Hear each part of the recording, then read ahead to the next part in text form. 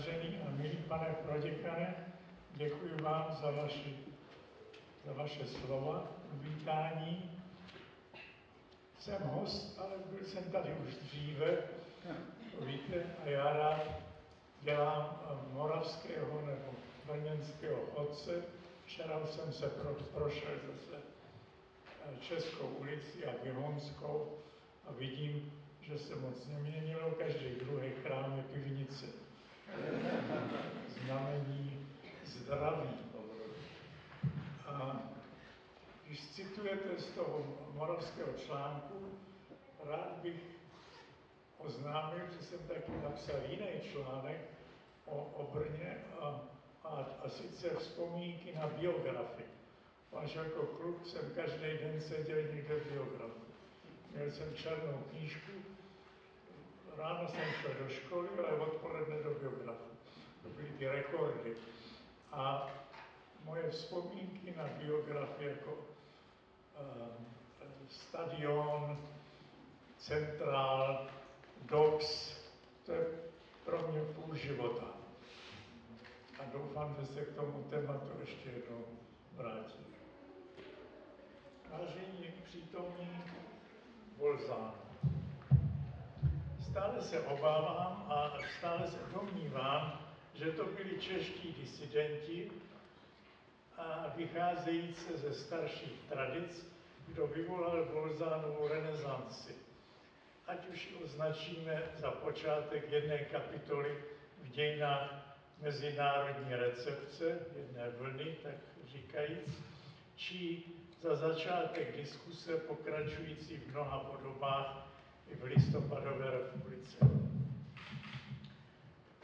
Čeští disidenti navázali na práce Jana Patočky, který se zamýšlel už v 50. letech nad místem Bernarda Bolzana v historii filozofie a vyvolal diskusy, které se zúčastnili badatelé a kritici v Paříži, v Praze a jinde.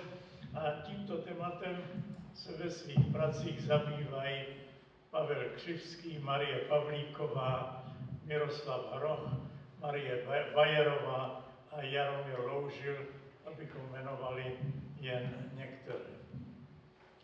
Dnes se chci vrátit k ranému Bolzanovu textu, ale nejenom to, kterému Loužil a jeho spolupracovníci věnovali pozornost jako překladatelé a kritici historických perspektiv. Mluvím zde o básni, kterou předložil právě 15-letý student Bolzano svému zbožňovanému latináři, který se jmenoval Hermenegild Grossmann a učil na pražském piaristickém gymnáziu.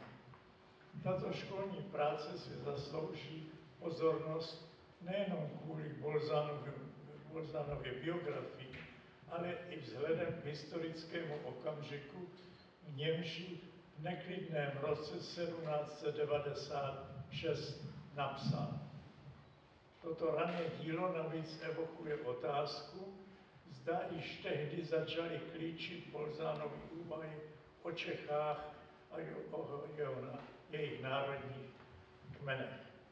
Ve své básni, psané latinsky a v hexametrech, se neobrací na nikoho jiného, než na bájnou kněžnu Libuši, kterou prosí o ochranu a pomoc pro ohrožené Čechy.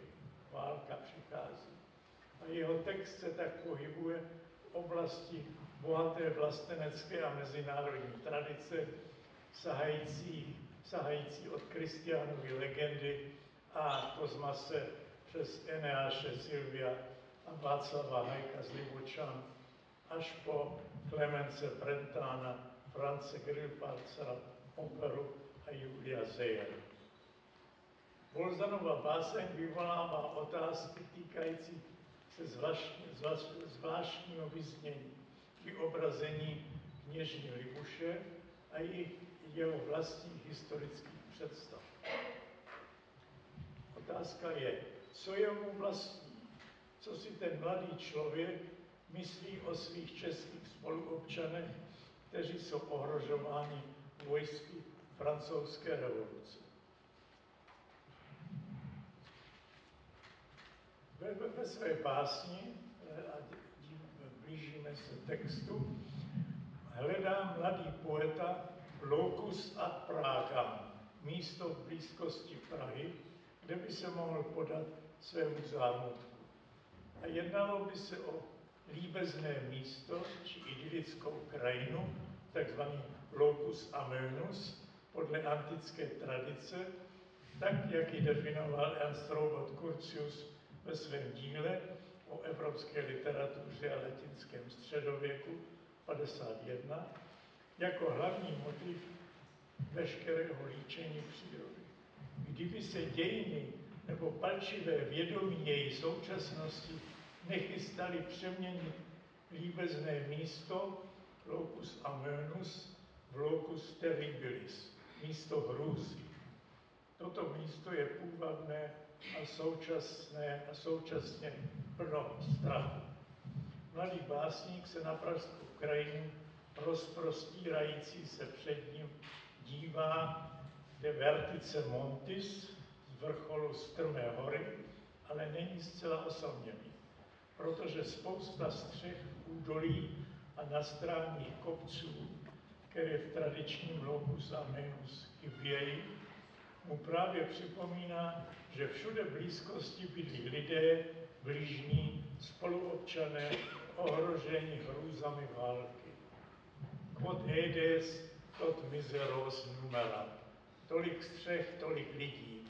A všichni jsou v možném nebezpečí.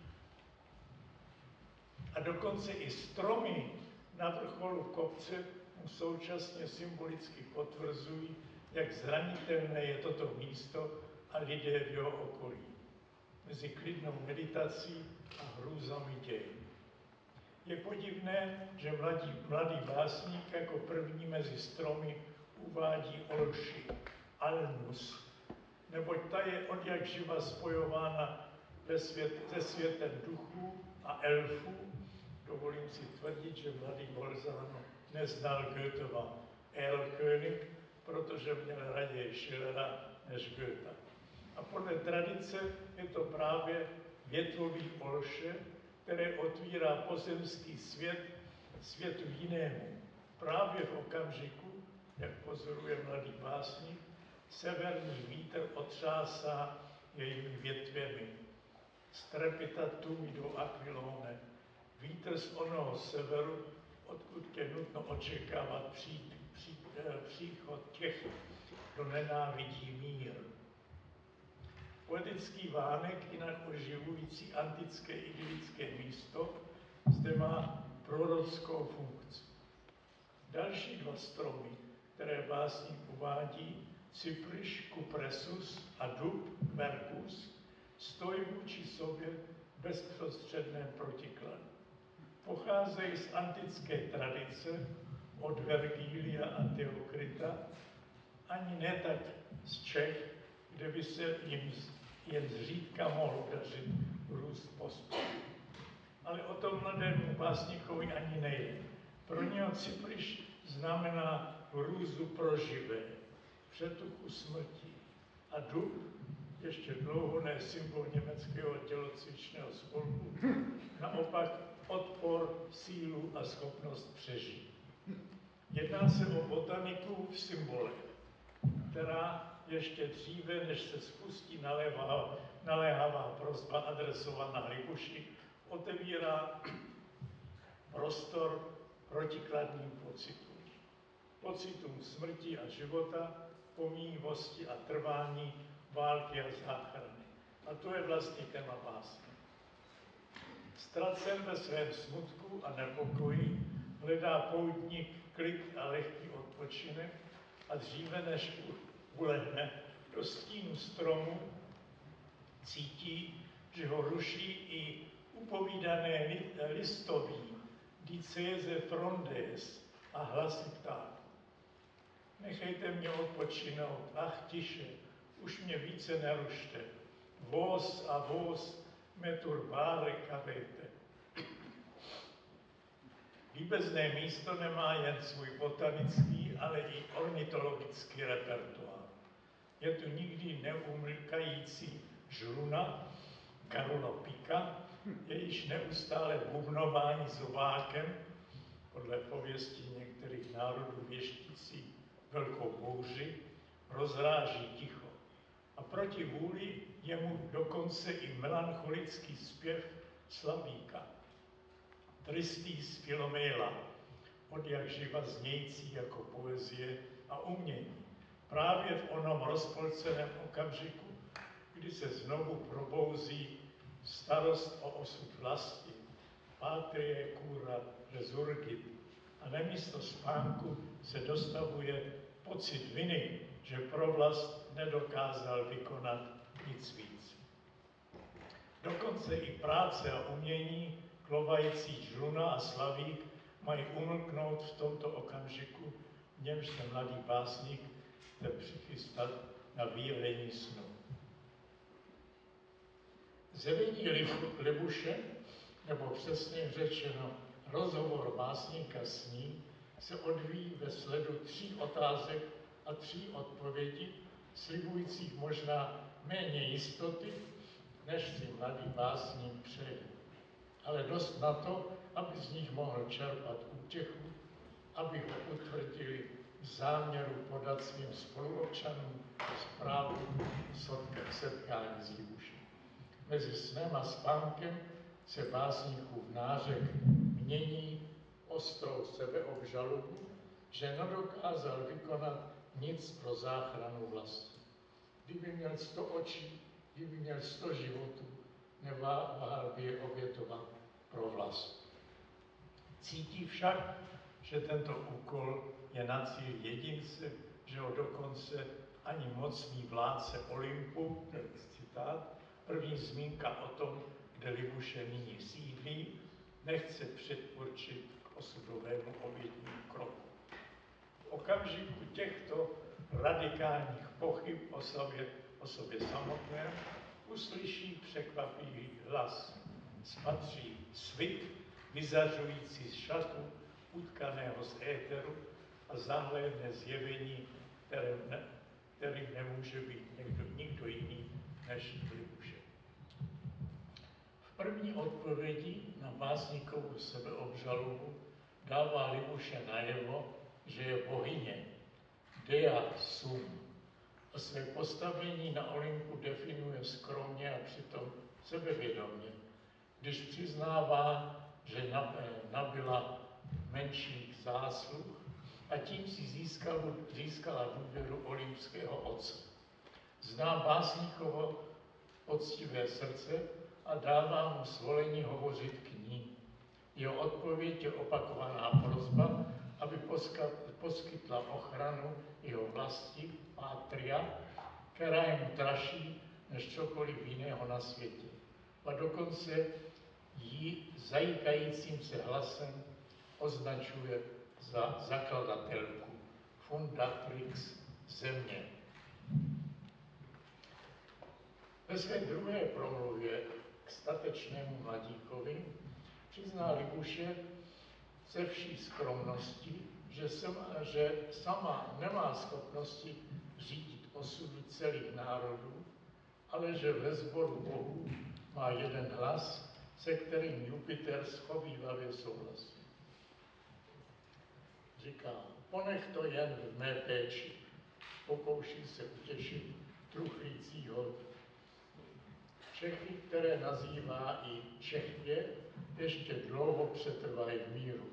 Libuše je ale velice ohromena, když vidí, jak mladík znovu začíná prolévat neutěšitelné slzy a přiznává, že to byly právě jeho slzy, které ji přivolaly z Olympu dolů na zem, aby mu přinesla útěchu a konečně utišila jeho slzy. Je podivuhodné, jak se mladý básník ve svém zoufalství pokouší osvojit si Libušino prorocké nadání a předpovídá strašlivou budoucnost její země, když do všech brutálních podrobností rozvíjí 2 obrazy. Obraz rolníka, který padne pod ranami meče strašlivého nepřítele, a heraldickou metaforu českého lva, jehož se pokoušejí zardousit kati, kteří násilně vtrhli do země. Libušev však energicky odmítne Mladíkovi zlé vidění budoucnosti a ve své třetí promluvě ho napomene, aby konečně zanechal nášku a stírá tak smutek v jeho tváři. Utěšuje ho svým vlastním proroctvím, které však označuje za možnost a nikoliv za jistou předpověď.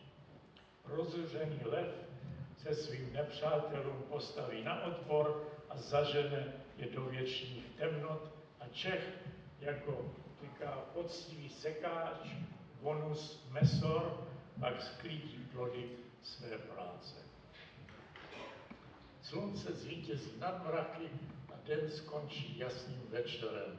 To všechno se může stát a bohyně, která se stoupila z Olympu na zem, nesmí smrtelné bytosti víc prozradit.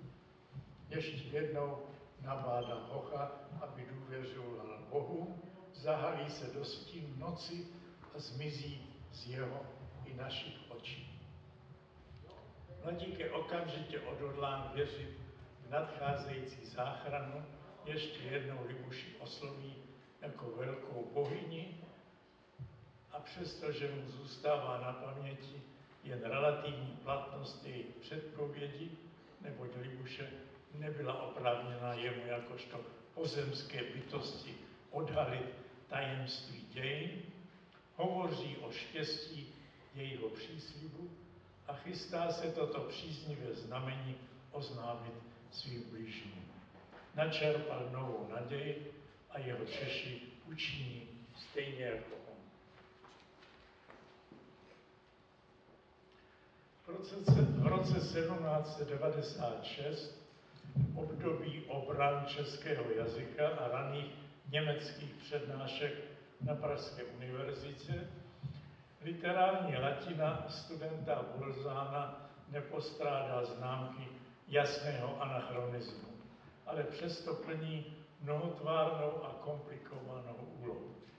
Latinou se mladý student nejprve přenáší přes jazykové napětí ve vlastní rodině, otec Ital, matka Němka, a latina ho řadí mezi piaristické osvícence typu Gelasius Daubner, kteří opět a stále ještě používají tradiční jazyk učenců.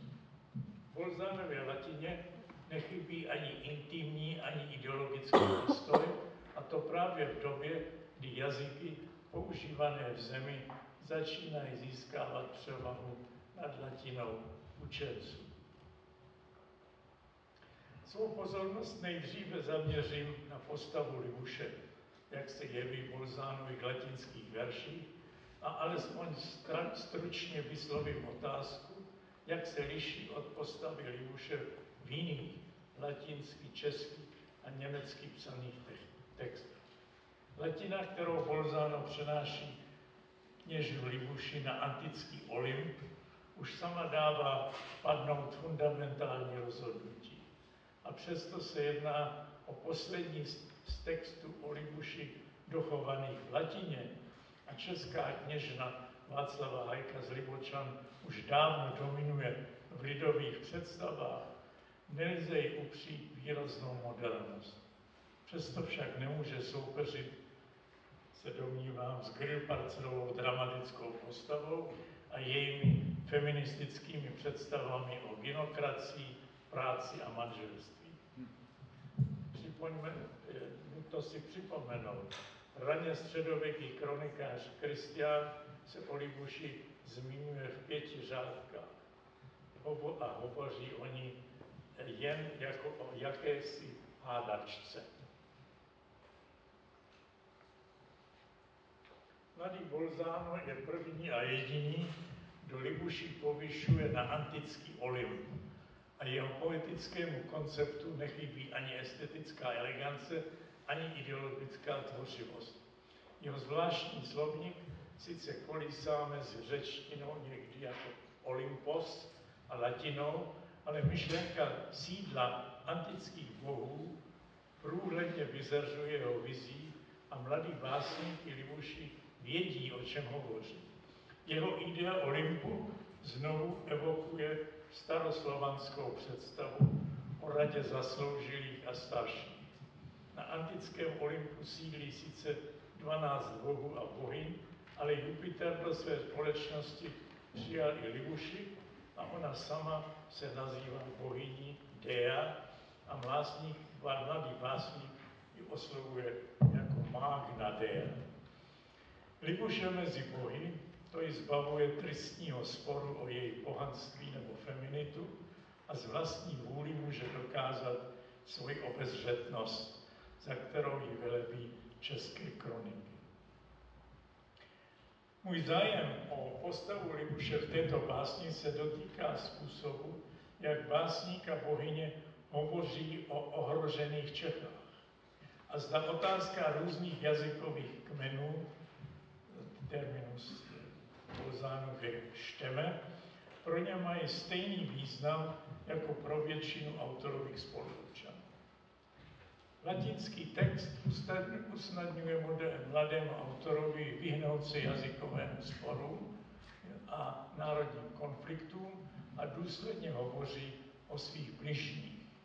Hned první pohled na pražskou krajinu implikuje pospolitost. Žádné rozdíly, tolik střech, kolik ohrožených lidí a autor v rozhovoru s Libuší dále používá slova patria, etymologicky očina, jako označení své vlasti, dokud v posledním verši nehovoří o cives, občanech, čímž použije politický výraz, který v roce 1796, tedy po americké a francouzské revoluci, začíná být spojován důležitými asociacemi. Libuše, jeho prozíravá partnerka v dialogu, se ovšem nespokojí s jednoduchou nebo dokonce jednotvárnou terminologií. V řadě odpovědí přijímá výraz patria, ale pak svoji terminologii obměňuje. Zemi pojmenovává Bohémia a poctivého rolníka, který bude jednou v klidu sklízet plody země, nazývá Bohémus. Je zvlášť důležité, že dvakrát použije staré české slovo Čechia a připomene tak mladému ctiteli a jeho čtenářům, že je vnučkou praotce Čecha, který na zem poprvé zhlédl z hory Říp a obsadili po své slovanské kmenové druhy. Čechia, výraz používaný od 16. století, je v Bolzánově básni jediným českým slovem a pravděpodobně jediným, které tradovali vydavatelé jeho raných spisů. A Libušinu dvojímu vyzývání Čechie náleží zvláštní význam v protikladu k Bolzánovým výrazům patria a cives, které z etymologického hlediska nemají žádnou českou minulost. Přítomnost Olympu oprošťuje postavu Libuše od břemene tradic a neschod mezi dějepisci. Proti pochybným anekdotám a v duchu Gelázia Doubnara a piaristického osvícenství ji autor povyšuje nejenom na fundatrix, zakladatelku země, ale dokonce i na pomáhající patronku země české. Namísto Ludmily, církvi uznávané babičky svatého Václava. Egon Erwin Kiš ve svých pražských vzpomínkách vypráví, jak pražští kluci na ulici vždycky pokřikovali na piaristické studenty piaristen, schlechte Christen. Piaristi, mizerní křesťané. Ale už neříká, proč a jak to, že ti uličníci vlastně reprodukovali jezuitské názory zaměřené proti piaristickému osvícenství. Na místě je dále otázka, zda se v Bolzánově básni o Libuši nenajdou také nějaké narážky či otázky na osobní nebo rodinné záležitosti, které by mohly mladého autora ve válečné době znepokojovat.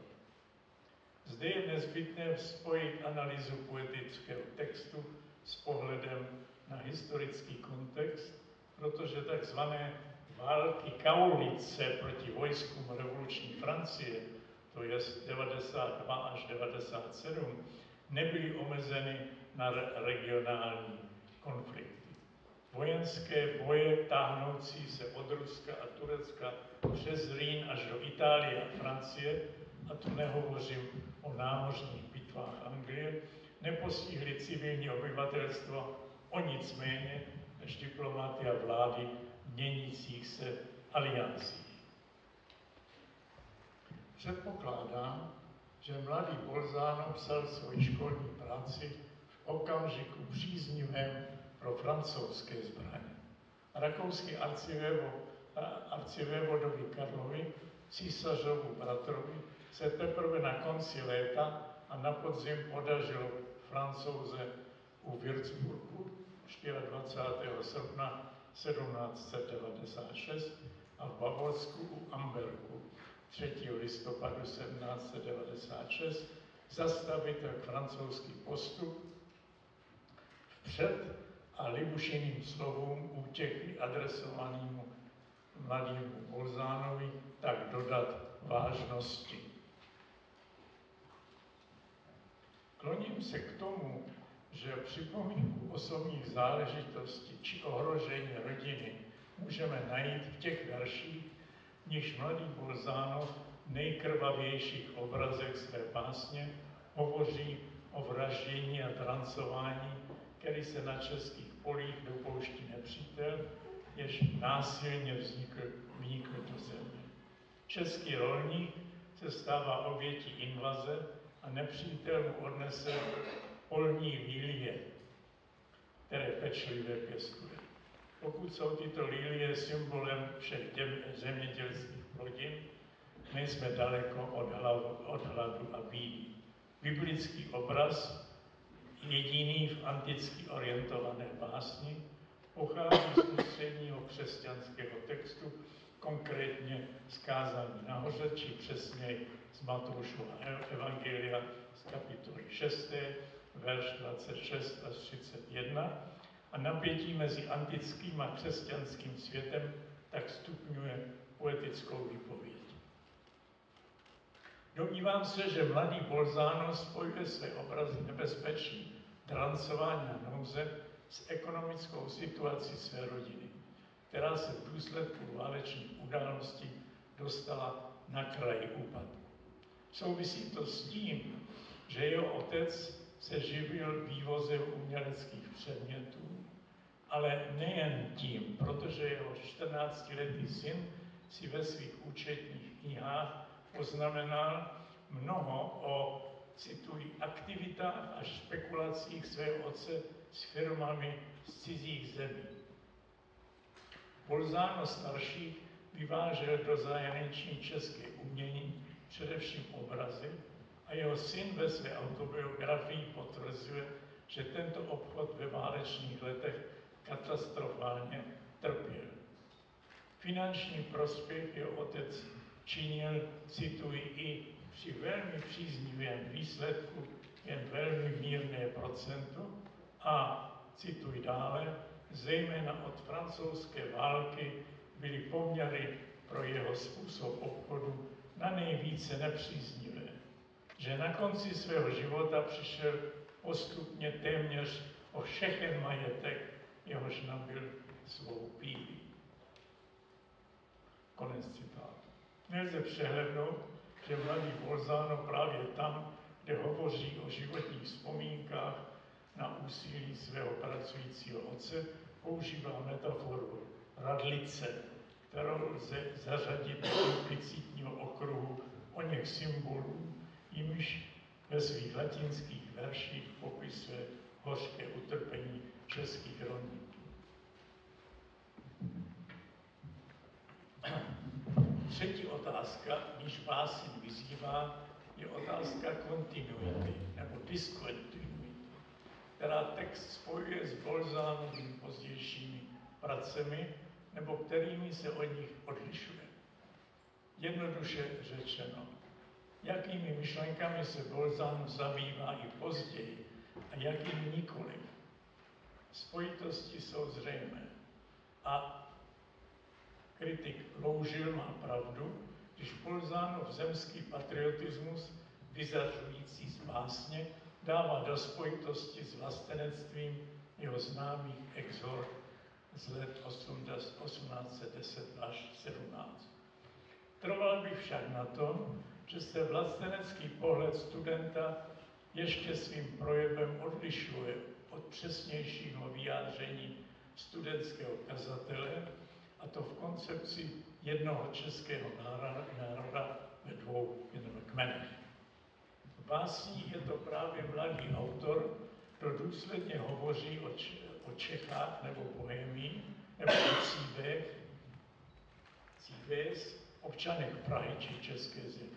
Přesto ale dává Libuši výhradně právo mluvit jasně o Čechy a v paměti čtenářů vyvolat vzpomínky na českou historii. Když Libuši dokonce nazývá Fundatrix, odkazuje na to, jak na přání českých stařešinů vyslala své poselstvo, aby našlo Přemysla, jejího budoucího kotě a knížete orlajícího průvodu. Přítomny jsou také jako básníkovi Bohemia, tak i Libušina Čechia a Bolzano akceptuje obě označení ve šťastné vlastenecké perspektivy.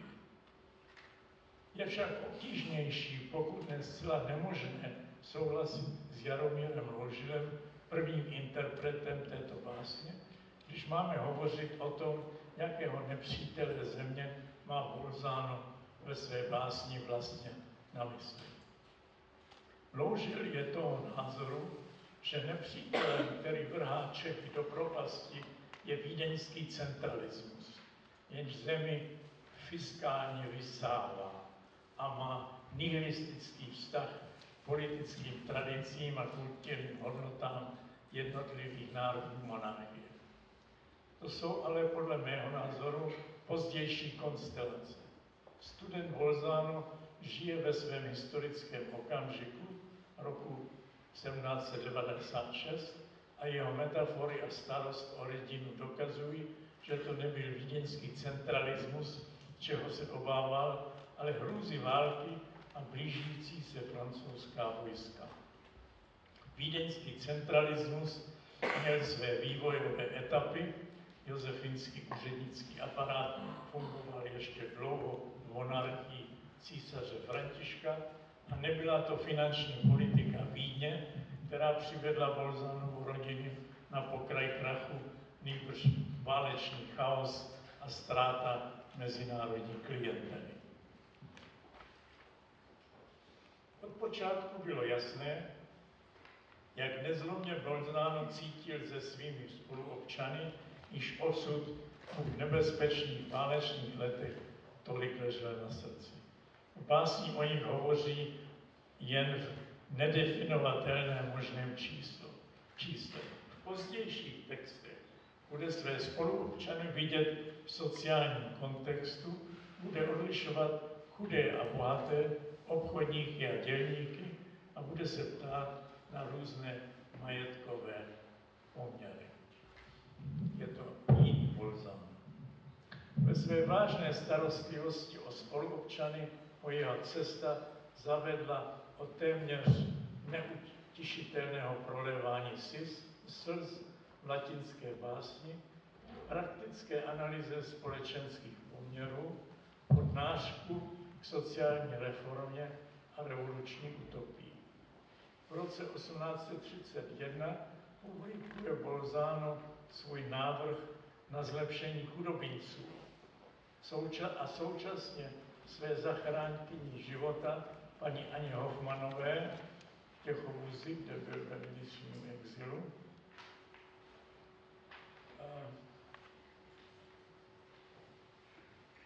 předal první verzi knížky o nejlepším státě a ona udělala dobře, že si rukopis přečetla pouze pro sebe a neposkytla ho nikomu jinému.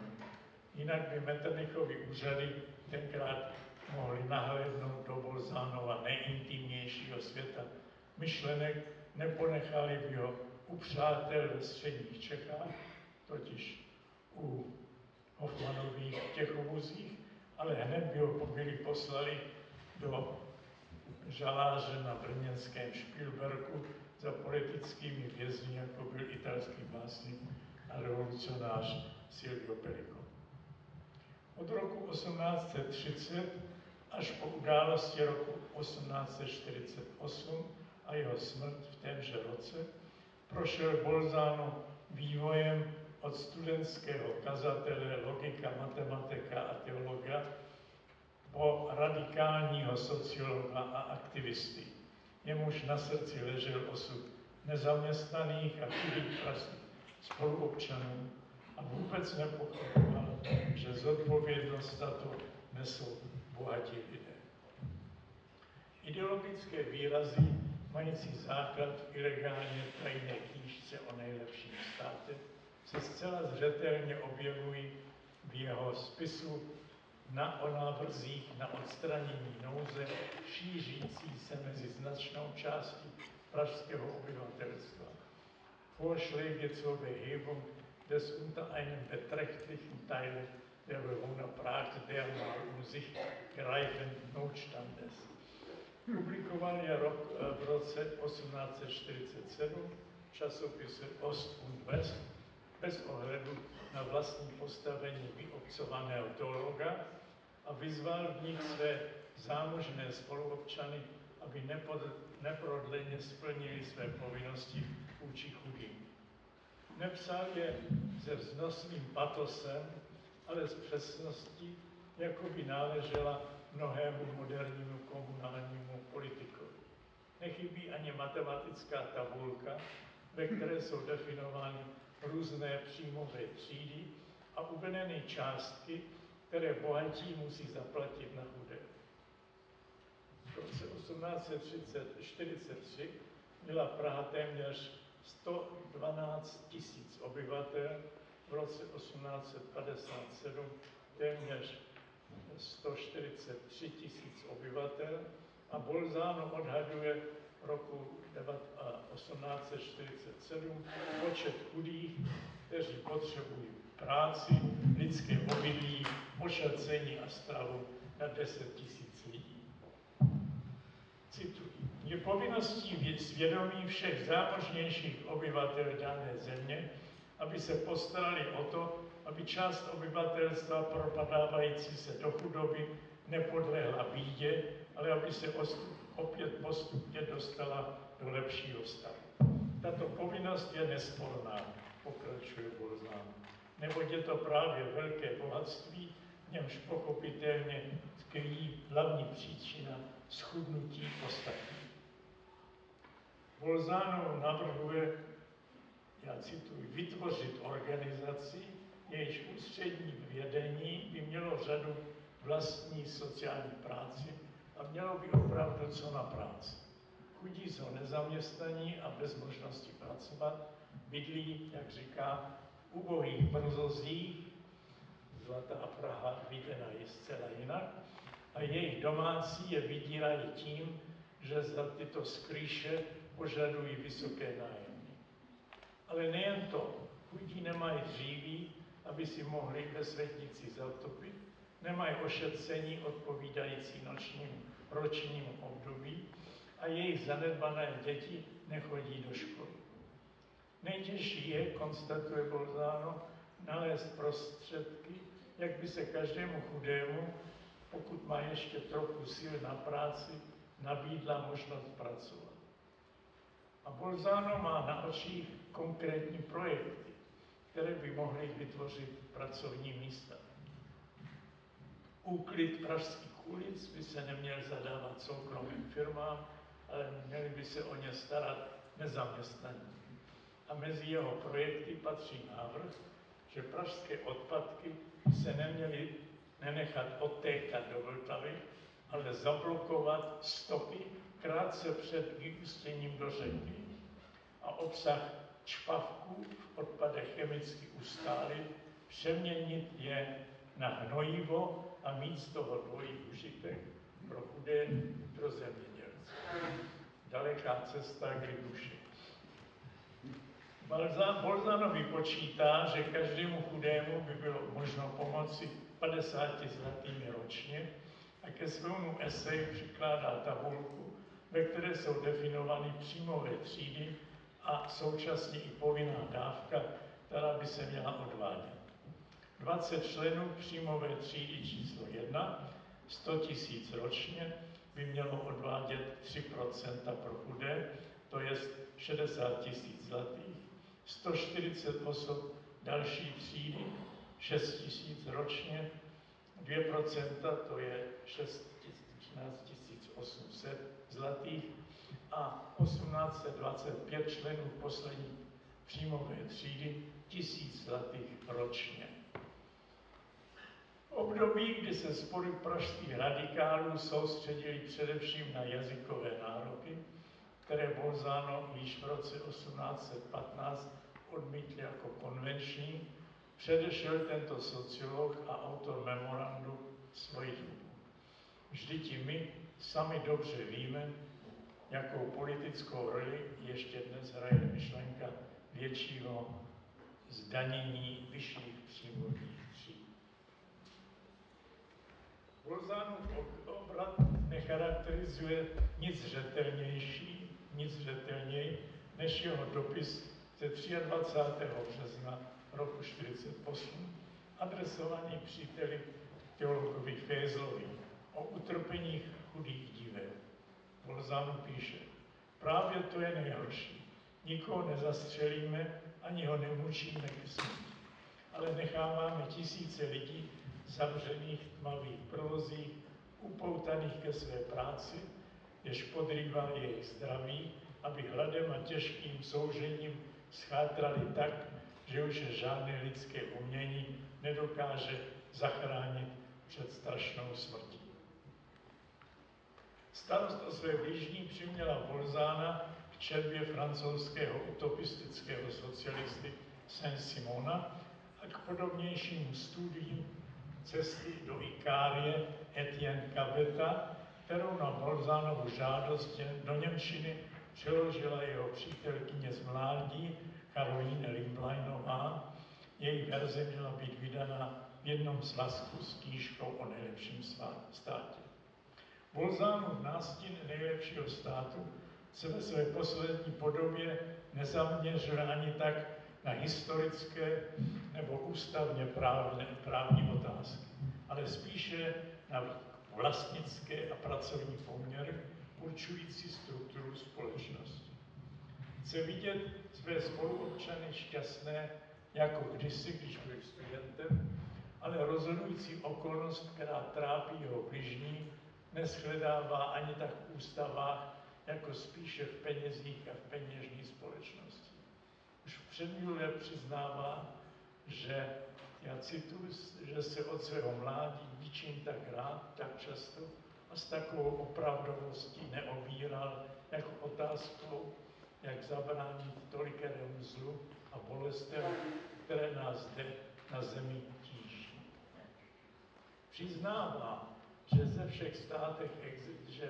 všech státech existují nespokojení, jejich počet není vždy stejný, ale i kdyby ve Spojených státech Severní Ameriky mělo by být méně nespokojených, neznamená to, že, on říká, všechny dosavadní ústavy trpí stejným počtem chyb.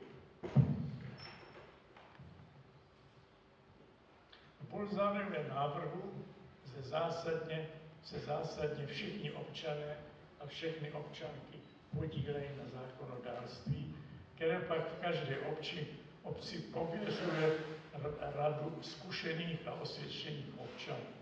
Nikdo z nich snad 60 a zřídka po 40, zvolená na 3 roky, která převezme legislativní zodpovědnost. Bolzano svůj pohled zaměřuje na stav majetku obyvatel.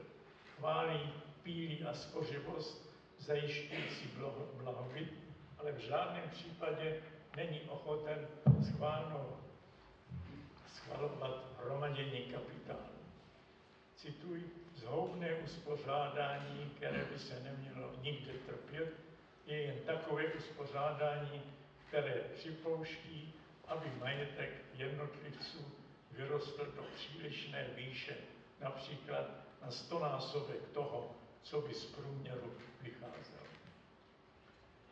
V rozumném státě existuje jasná rovnost majetku občanů a Bolzano hned s jistou mírou přísnosti požaduje zrušení všech dědičných výsad a břemen.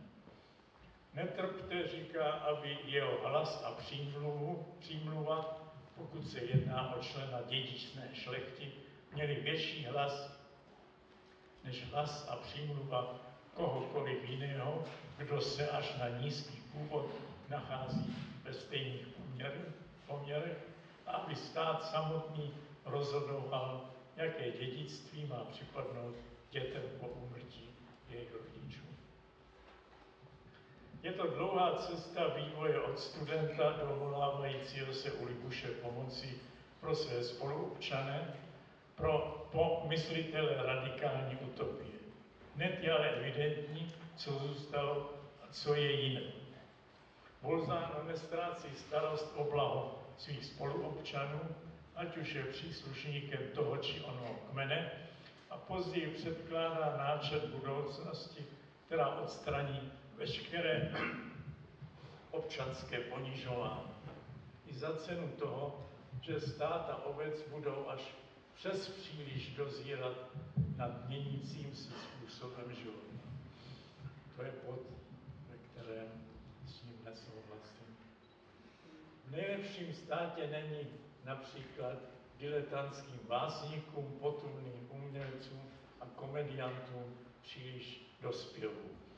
On mě nemá rád.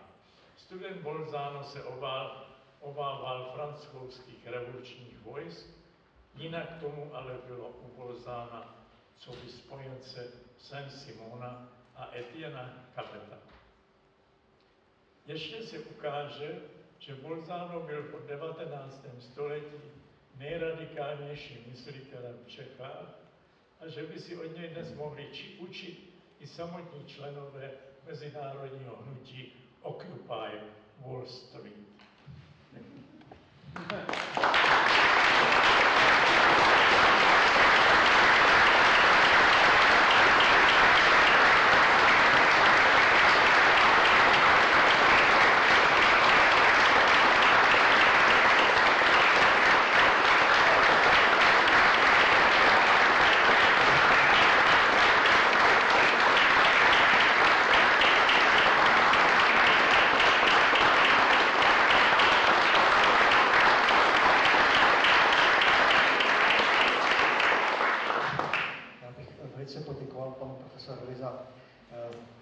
Prezentaci toho životního oblouku, který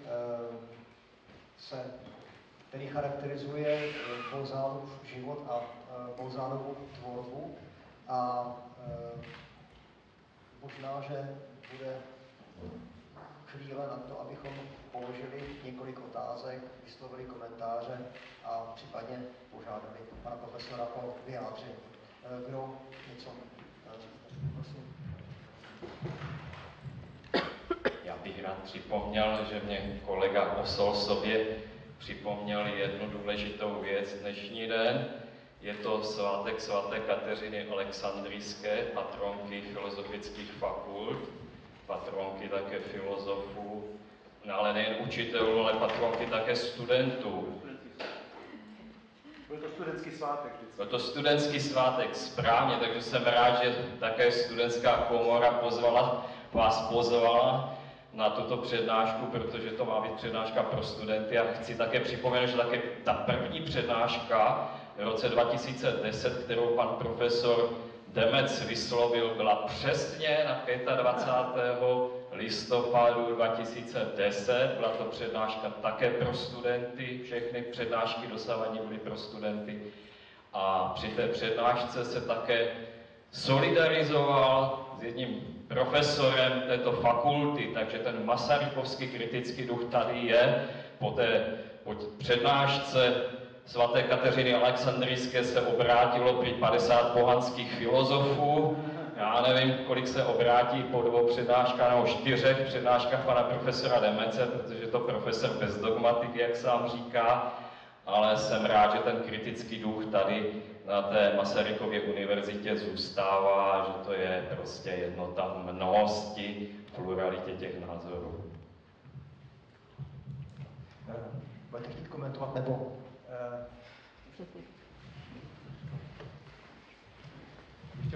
Já bych chtěl poděkovat panu profesorovi za tu přednášku a připomenout, že jaksi 2010 tu nebyl poprvé, nýbrž za paní Starkové tu absolvoval 14denní blokový seminář a tenkrát se tu konalo zasedání Svazu germanistů, na kterém v době svého výročí, myslím, že to bylo 75 let, přednesl přednášku Orilkovi a Ortenovi ještě dávno předtím, než byla potom dotvořena do té knižní podoby. Děkuji. To je vidět, já jsem tady učil poprvé, byla to avantgarda. Dnes jsem u Bolzána, která je... Byla to avantgarda. Jazyk úplně nový, experimentální. Dnes se vracím k Bolzánovi, který je vlastně velkým racionalistou 19. století, jeden z velkých racionalistů. Jestli dovolíte, pane profesore, a není zatím žádná další otázka, já bych využil k jedné takové poznámce. Jeden olomoucký teolog, který se jmenuje Pospíšil, považuje Bolzána za ústřední postavu katolického, řekl bych, progresivního myšlení a jaksi v jeho představách Bolzano je ten, který jak tu německou část katolické církve, tak tu českou část a vlastně řekl bych i české národní obrození posunul kvalitativně na úplně jinou úroveň myšlení. Vy, který se tím zabýváte, jak se díváte právě na tuhletu otázku? Moje práce o Bolzánovi trpí těžkou vadou. Já nejsem logik a nejsem matematik. To znamená, já vlastně hlavním dílům Bolzána nerozumím. A nikdy jsem jim nerozuměl, ani jsem se nepokusil se blížit k jeho teorii logiky, matematickou definici filozofie.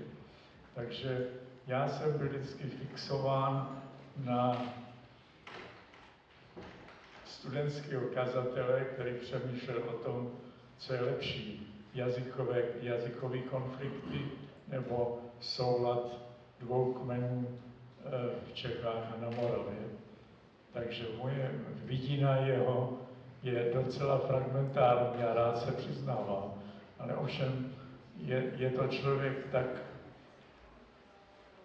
mnohostranný, že jedinec nestačí, aby pochopil celé jeho dílo.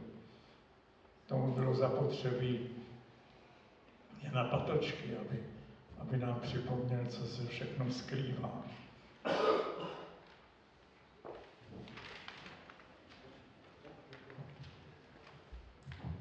Tak, další otázky, intervence, prosím. Pane profesore, děkuji vám za přednášku. Připomněl bych jenom, že jste tu byl přítomen i v 80. letech pro ty, kdo sledovali vídeňskou televizi, jako jeden z porodců Ingeborg Bachmann-Price, kde jste každým rokem jezdíval a my jsme se na to rádi dívali tady v Brně. Ale rád bych položil otázku k Bolzánovi. Nepřipadne vám, a já jsem pochopil spíše, že ano, paradox, že právě logik a matematik, když uvažuje o sociálních otázkách, uvažuje o nich opravdu způsobem podobným jako hnutí Occupy, třeba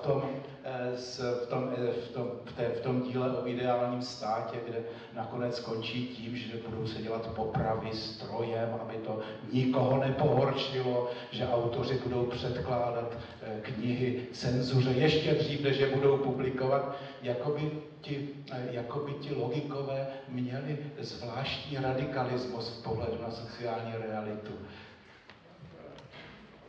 Úplně uznávám, taky se bojím, že v tom nejlepším státě bych nechtěl žít.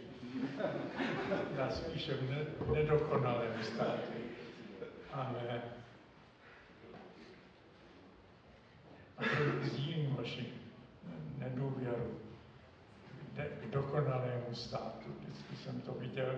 Já to vidím, to posledního stanovisko je blízko jakobinismu. Velmi blízko jakobinské revoluce. A je to vlastně úžasný vývoj od toho studentíka, který píše latinsky, od toho studentského kazatele, který mluví o křesťanství jako logické učení, až po jakobinismus, který musí skrývat. Až to bylo, ta kniha se nedala publikovat dříve v Metternichově systému, to až poté. V tom ohledu je to vlastně úžasný vývoj, nepředvídaný, a když se na to dívá z české perspektivy, českomoravské perspektivy, tak je to jediný člověk, který tímto vývojem šel. Klácel. Prosím? Klácel. Dobře. Tak jeden z mála lidí.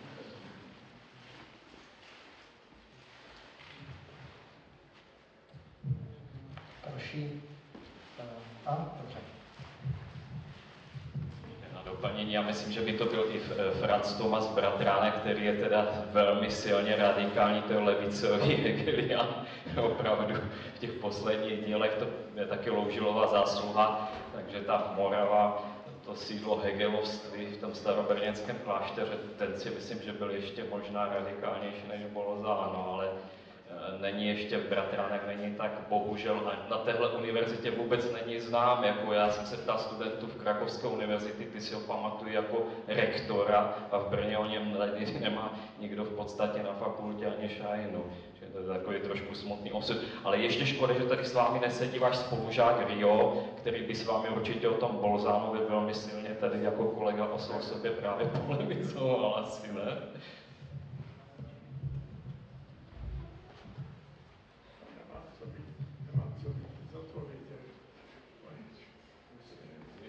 Jestli by s vámi Rio Preissner polemizoval. Prosím? Jestli by Rio Preissner s vámi polemizoval, jako váš spolužák, Bolzano. Kdo? Rio. Preissner. No. Rio Preissner, filozof, historik, to byl můj nejlepší přítel v Praze a i později. A sešli jsme se zase ve Vídni a on odešel do Pensylvánie, kde jsme byli takřka sousedi. Pamatuju se, že jednou nás navštívil v Hejnu, měli jsme krásný večer, pak třetí host byl Heinrich Böll a jeho paní. Češka. Dobře jsme si rozuměli. Ale musím to vyslovit tak, jak to je. Rio Preissner byl věřící katolik. Já nebyl. Já sdílel jeho názory na filozofii, na české dějiny, ale nebyl jsem katolik tím způsobem, jak byl